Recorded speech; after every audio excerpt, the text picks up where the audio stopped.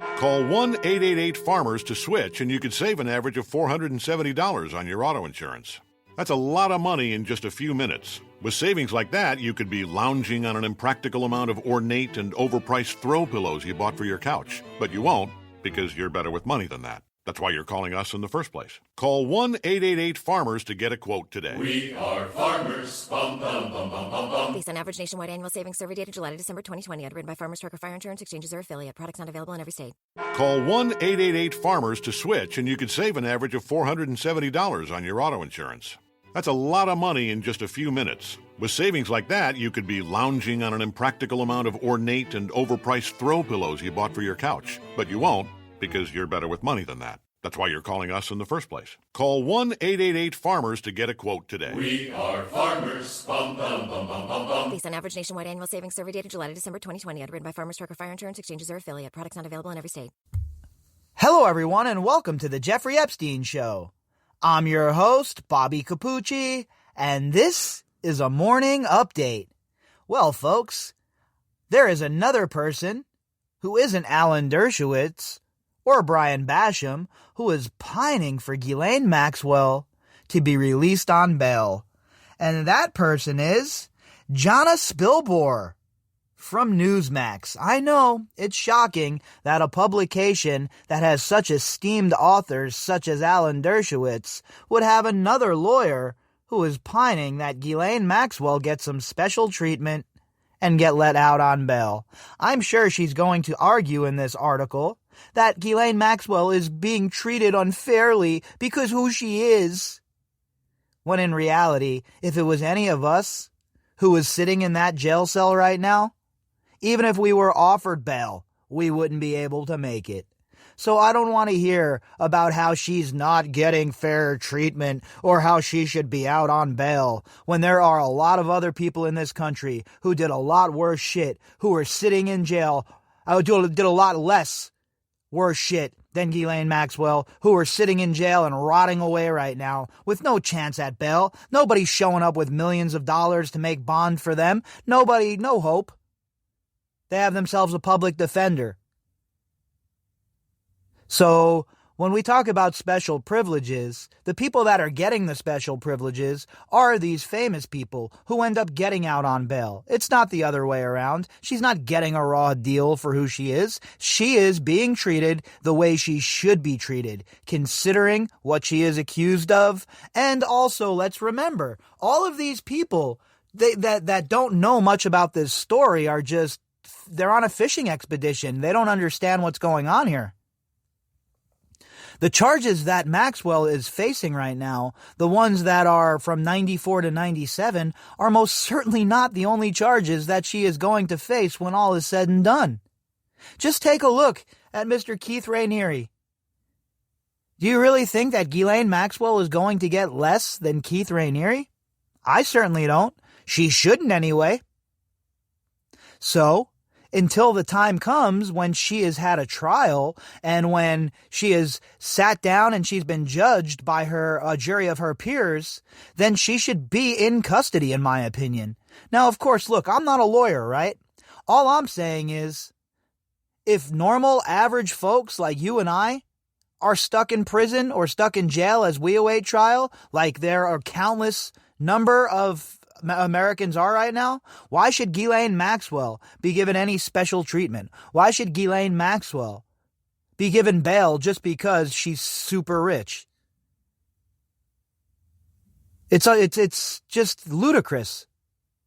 So let's dive into this rag over at Newsmax and see what sort of nonsense is being talked about. Headline: Release Ghislaine Maxwell on bail. Authored by Jonna Spilbor. Amid a fashionable backdrop of indictments of the rich and famous, the pretrial treatment of Ghislaine Maxwell is troubling on many levels. No, it's not.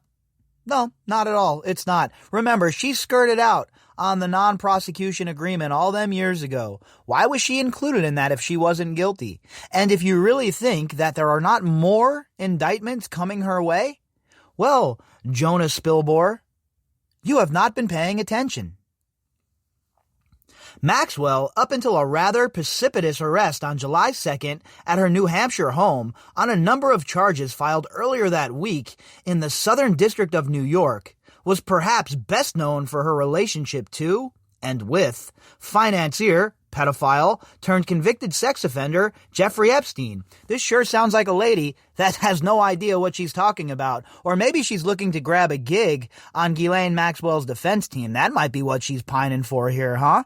Because if she thinks that Ghislaine Maxwell is getting treated unfairly, then she should probably go and check out some of the inner city jails and see how some people without any money are being treated. Bail? Yeah, right. Despite waiving extradition to New York, oh, big deal, she waived extradition to New York. Oh my God, she should be given so many points for that. No, absolutely not. She should have waived extradition. She knew she had no defense. No, she had an untenable position to defend. So she knew she had to waive extradition. It was only a matter of time. What was she going to do? Drag it out? Offering up a hefty bail package, well, there's the difference, okay? When you say she's not being treated fairly. Well, what's not fair is the fact that she has these resources still. That all of these resources, all of these accounts aren't frozen under RICO like they would be if she was a normal person. If she wasn't part of so-called polite society, we wouldn't even be having this conversation. This lady would already been stuck with RICO. Everybody she knows would have been hemmed up, and the government would have been laughing all the way, drinking their espressos. But since she's highly connected, since she has friends in high places for so long, since she was protected by that draconian non-prosecution agreement, and since she has lawyers who know about the loopholes and how to navigate the back room, she is, in fact, has a better chance of beating her charges than the average person. So I don't want to hear about how she's being treated unfairly. She is being treated the same way anybody else in that prison would be treated under the same circumstances. And facing charges alleged to have occurred as far back as 1994, Maxwell was ordered held without bond at the Metropolitan Detention Center in Brooklyn. She remains incarcerated there under unusually restrictive, if not punitive, conditions. That's lawyer speak for we need a technicality and a loophole. It's not that she's innocent. It's just that she's being held in these conditions that are unseemly, that are unacceptable, that are violating her human rights. No, they're not. Where was Jonna Spilbor when El Chapo was in jail at the MCC? Where was Jonna Spilbor when insert any other major criminal was in one of these facilities? Was she out here pining for them to be out on bail? Was she pining for them not to sit in prison and sit in jail as she awaits her trial? I'm sure she wasn't. But like most people who really aren't hip to this case and want to interject and talk out of the side of their neck, she just makes herself look foolish. To act like Ghislaine Maxwell wasn't a threat to anybody, and to act like the survivors should have to go to sleep at night knowing that lady is on the loose, is just absurd. Absolutely absurd. What if it was your daughter, Jonna Spilbor? Serious question. How would you feel then? As a lawyer who has analyzed, written extensively about, and provided commentary on a national scale for many high-profile cases, oh yeah, well, in that case, we need to bow down to what you have to say. You're just, you've cornered the market, huh? Including those with serious sex crime components, Michael Jackson, Kobe Bryant, the Duke lacrosse case, Bill Cosby, and most recently, and Harvey Weinstein. This harsher-than-most handling of Maxwell's case immediately struck me as beyond odd. Well, that's because you're not reading between the lines. You're not seeing the picture as the giant puzzle that it is. These are hold'em charges, Miss Spilbor. I would think that a seasoned lawyer who has covered all of these high-profile cases before would be all over that, would be able to see what's going on here, would be able to see that there's an end game. Do they use the word conspiracy if it's a crime of one? No, they don't. So while I'm sure Miss Spilbor is a fantastic lawyer, and I'm sure she knows her shit, right? I'm not going to sit here and act like I know the legal system better than her. That, I'm sure, is not the case.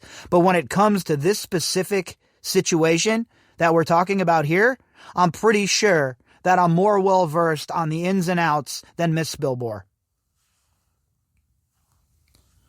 In an era where we witness routinely a veritable parade of high-profile defendants marching into their arraignments with lawyers on their arms after breakfast and marching out with GPS monitors on their ankles before lunch, why is Miss Maxwell not being afforded the same constitutional deference as so many of her famous predecessors?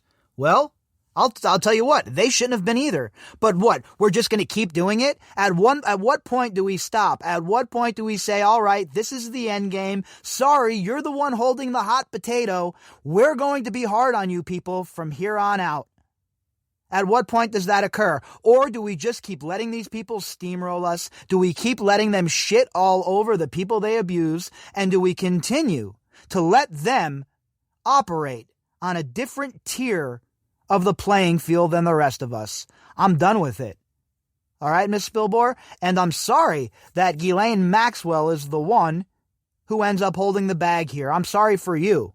Because for me, from where I'm sitting and from my perspective, I have had enough of these people doing exactly what you're talking about, marching out with their ankle monitors, having their lattes, laughing at society. Oh, I'm going to go home and swim in my money like Scrooge McDuck anyway. F the rest of you.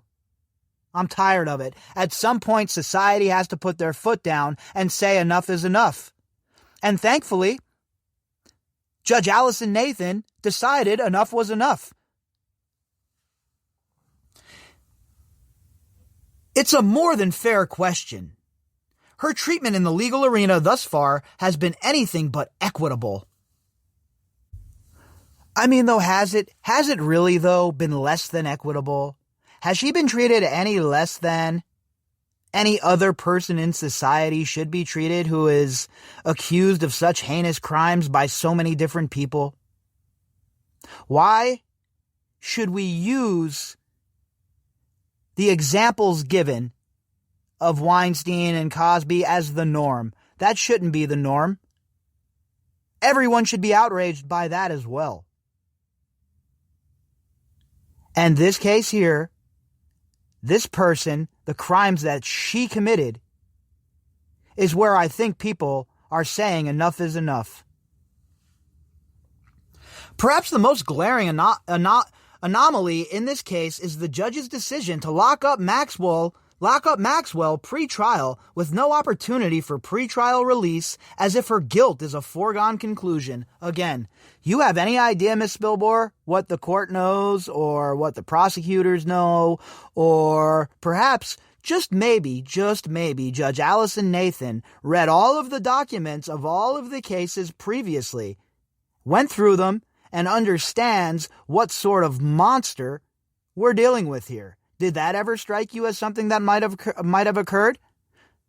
I know as a lawyer, as a defense attorney, it's your job to defend bipedal serpents like this, but Miss Spilbor, come on. Do you really think anyone's buying this, that she's being treated any differently than anyone else would be? Sure, she might be being treated than those other famous people, but A, she's not famous, let's be real, and B, her crimes are absolutely heinous and they include children. Do we not draw the line there? A dangerous proposition for anyone who appreciates the presumption of innocence. I know I do. You should too. Look, she has the presumption of innocence. She's getting a trial. She's going to get a fair shake in front of a jury of her peers. That doesn't mean she should be released to A, maybe threaten these other the survivors that came forward against her. B, who knows, she might flee. I don't care about an ankle monitor. Give me an absolute break. Do you know how many people dip, duck, and dodge with ankle monitors on, cut them off, and blast out into the wind with a lot less resources than Ghislaine Maxwell has? At an initial bail hearing on July 14th, U.S. District Judge Allison Nathan ordered Maxwell jailed pending trial, stating the significant financial resources, international ties, and extraordinary capacity to avoid detection made the risk of flight simply too great to allow Maxwell to remain free, holding that no set of conditions could guarantee she wouldn't flee. Yeah, it's pretty straightforward, right? But of course, Miss Spilbor has something to say. Wait, what? Pretrial release of high-profile defendants has been done repeatedly. It can be argued that the higher the profile, the lower the flight risk. No. Wrong. She is a foreign citizen, Miss Spilbor. Do you understand how easy it would be for her to skip out? All she has to do is sneak across the border. Then it's a wrap. What do you mean she's not a flight risk? What are you talking about? Do you think this is just some shrinking violet? No, we're talking about the co-boss, all right, of a criminal organization. Get that through your head. This wasn't just some lady who was making phone calls. Man, oh man, people are really missing the boat here. There are a lot of smart people who have interjected their opinions into this case, and while they might be smart in their avenue of study, when it comes to the facts in this case, they are lacking. On what planet would other equally famous defendants, who are allowed pretrial release, by the way, like Bill Cosby, American citizen, Kobe Bryant, American citizen, and Harvey Weinstein, American citizen, as well as Martha Stewart, Michael Flynn, American citizen, Paul Manafort, American citizen, Roger Stone, American citizen, Lori Loughlin, American citizen, and most recently, Steve Bannon, American citizen, be able to avoid detection had any of them decided to flee? No, they wouldn't have. They are famous. Do you understand what famous means? Up until recently, most people couldn't pick Ghislaine Maxwell out of a lineup. So what do you mean? Do you really think she has the star power of Bill Cosby? Stop it. Or Paul Manafort, whose face was plastered all over every single news agency for 5 months? Just stop it. It's absurd. A person who's on society's outrage meter can't go to a local diner without being detected. Well, that's fair. And, well, what do you want the public to do? Should the public just shut up and not pay attention to what the scoundrels are up to? Not have conversations with each other like we're doing here? That's what you would want, right? That's what you always want when you're a lawyer. And that's why it was great when it was the legacy media who was in control of the whole thing, huh? Because you could control the narrative by applying pressure. Well, breaking news, that's impossible to do when you have a bunch of independent outlets reporting the case. Besides, we have the technology to tether defendants inside any jurisdiction. I've already covered this. It's bullshit, okay? No, we don't. All right, you might think you do, but you don't. You know how easy it is to get rid of one of these electronic monitoring devices? Happens all the time, folks. Ask anyone who works in law enforcement that you know. It's commonly done. Couple that with surrendering passports and signing over property and handing over enough cash to miss, regardless of your income bracket, and there is your frequently used pretrial release plan. See, that's the problem. And this lady Spilbor doesn't get it because she's part of so-called polite society. Part of the problem is that this is how you get out of jail, while me or you rot away. I don't want, let me be clear, okay? Let me be very clear, so maybe Miss Spilbor will understand. I do not want any of them, Harvey Weinstein, Bill Cosby, any of them, to get out of jail before their trials. Not one of them. The problem is the system. I have said it 1,000,000 times, Miss Spilbor. You're willing to operate within the system. Me? I want to shatter it and see it remade. Not only has the judge essentially locked Maxwell up, intending to keep her there until trial, but is also putting a brick wall between Maxwell and her absolute right to access discovery, confront her accusers, and prepare for a defense. Wrong. All right? There's a lot of people in prison right now and in jail preparing their defenses, okay? Because she's rich, because she's so-called famous, that doesn't give her any special rights to get out. Sorry. These actions from the bench are in stark contrast to recent actions by other members of the judiciary. District Judge Annalisa Torres freed President Trump's former chief strategist, Steve Bannon, at his August arraignment on $5 million bond. I don't care what you think about Steve Bannon. He's not charged with human trafficking or abusing children or has who knows how many sealed indictments around those kind of crimes, all right?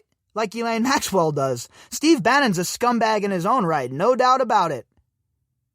And if they wanted to hold him without bail, I would have been totally fine with that too. But to run around here and act like to compare Steve Bannon and Ghislaine Maxwell as far as these specific crimes, is there a more apples and oranges debate to have? Steve Bannon is basically accused of funneling some money laundering, basically, right? Stealing some money from the Wall Project or whatever the hell they had going on. To be honest with you, I'm not even following that garbage. I don't care. But I will tell you this. It is nowhere near as heinous as child sex crimes, child sex abuse, money laundering, and power brokering on the highest levels. This right is not merely Maxwell's. It's a right unto all Americans. Yeah, if you have the money. Again, who has $5 million? You? Me? Probably not. I know I don't. So what do you mean it's the right to all Americans? No, it's only a right to the Americans who can afford to pay your $2,000 an hour salary, Miss Spilbor. In a case where the central allegations are nearly 3 decades old and supported, if at all, by untested credibility of the accusers themselves, so you can see where Spilbor's coming from here. She is challenging the credibility of the survivors right off the bat, and she is saying that, oh, it's just these charges from 94, showing her ignorance in this regard. She doesn't understand, obviously, that more is coming down the pipe. And when it does, I'll be here to do a ha-ha dance, Miss Spilbor.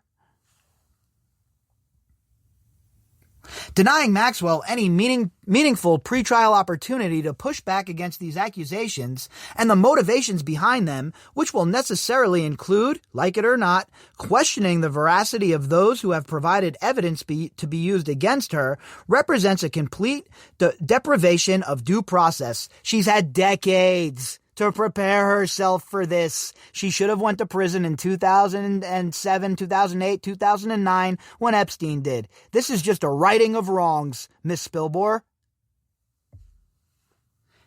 Add to that the fact that numerous women, possibly including one or more of the anonymous accusers in the criminal case, although your guess is as good as Maxwell's, have procured very visible opportunities with Netflix and other media outlets to publicly tell their stories, while prosecutors simultaneously implore the judge to keep the accusers' identities under wraps, renders the decisions made from the bench thus far not merely detrimental, but absurd. No, it's not absurd, okay?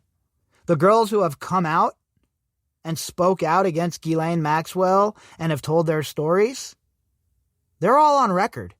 What are you even talking about here? More technicalities. Have you noticed that she hasn't even begun to say that Ghislaine Maxwell is innocent? Because that's not the case. It's about technicalities, loopholes, and what should be.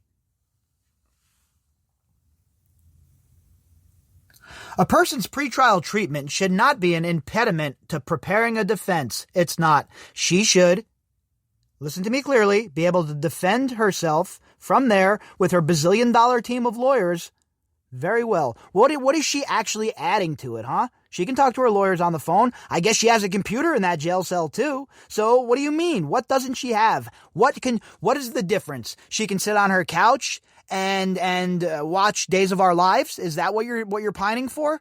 No, she's where she should be. A person's right to a fair trial and to ensure one's fundamental liberties must be every judge's primary concern, and not the least. Judge Nathan appears determined to place spike strips between Maxwell, her ability to prepare a defense, and the duty of her legal team to zealously advocate for her. We must keep in mind an arrest marks the beginning, not the end in the judicial process. Ghislaine Maxwell is not guilty, not yet anyway. And have we considered maybe not ever? I mean, really? It's a joke, and it's funny to me that her office is in Hudson Valley. Doesn't shock me, Westchester. Does not shock me, Westchester, New York. She'd be lurking around there with the other weirdos. Give me a break with these people in Westchester already. I've had enough. I'm up to my ears with these people. All right, so there's Miss Spilbor's defense, and she has not offered anything new. While I agree that every person has the fundamental right to a fair trial, I have been on the record saying that from the beginning. I also believe that if the common American is sitting in jail right now, waiting on their court-appointed attorney to show up to help them try and plead to 20 years instead of going away for 45 years over a drug charge, well, then Ghislaine Maxwell, with her $1 billion in the bank that should have been seized already, can most certainly formulate a defense, can't she? And if not, well, why should I care about that? That sounds like a Ghislaine Maxwell problem, not an R problem. If you'd like to contact me, you can do that at bobbycapucci@protonmail.com. That's BOBBYCAPUCCI@protonmail.com. You can also find me on Twitter at BOBBY_CAPUCCI. All of the links that go with this episode can be found in the description box. All right, everybody, I'll be back later on. Call 1-888-FARMERS to switch, and you could save an average of $470 on your auto insurance. That's a lot of money in just a few minutes. With savings like that, you could be lounging on an impractical amount of ornate and overpriced throw pillows you bought for your couch. But you won't, because you're better with money than that. That's why you're calling us in the first place. Call 1-888-FARMERS to get a quote today. We are farmers. Bum, bum, bum, bum, bum, bum. Based on average nationwide annual savings survey data July to December 2020, underwritten by Farmers Trucker Fire Insurance Exchanges or affiliate. Products not available in every state. Optimum Business Your Way gives you 300 meg speed secure internet with the option to add any combination of services like smart Wi-Fi, mobile, and premier technical support. It's internet with built-in security for just $39.95 a month for 1 year when bundled with voice. And get up to a $100 Visa prepaid card when you upgrade. Save with Optimum Business Your Way. Call 866-218-3645 or visit optimum.com/business today. Offer for new business customers only. Advertised price reflects $5 autopay discount. Taxes, fees, equipment charges, and restrictions apply. Not available in all areas. Visit website for details.